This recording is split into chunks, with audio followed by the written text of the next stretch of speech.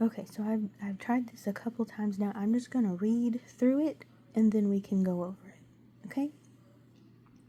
Thus the heavens and the earth were completed in all their vast array. By the seventh day God had finished the work he had been doing. So on the seventh day he rested from all the work.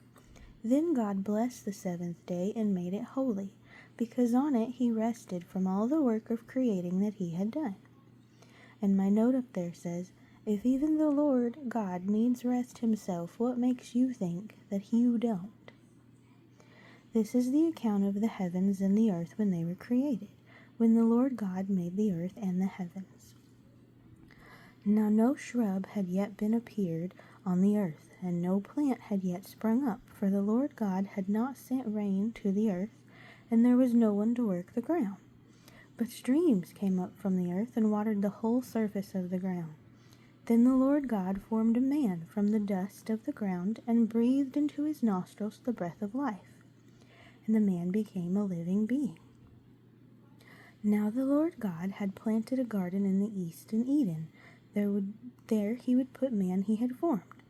The Lord God made all kinds of trees grow out of the ground, trees that were pleasing to the eye and good for food.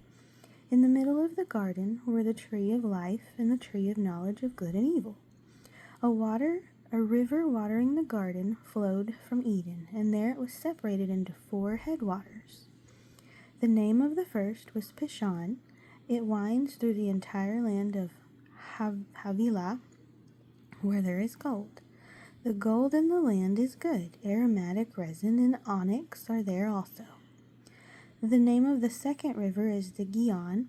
It winds through the entire land of Cush. The name of the third river is the Tigris, and it runs across the east side of Ashur. And the fourth river is the Euphrates. The Lord God took man and put him in the garden of Eden to work it and to take care of it.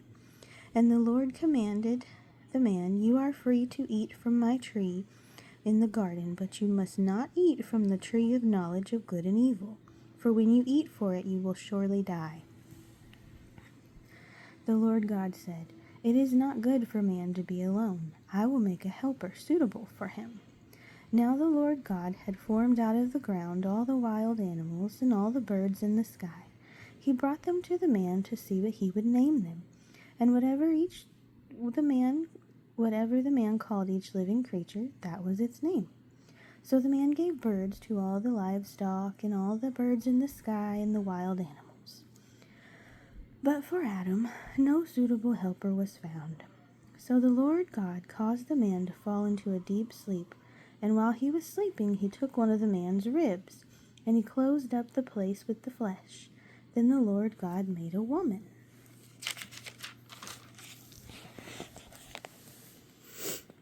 From the rib he had taken out of the man, and brought her to the man. The man said, this is now bone of my bones, and flesh of my flesh, and she will be called woman, for she was taken out of a man.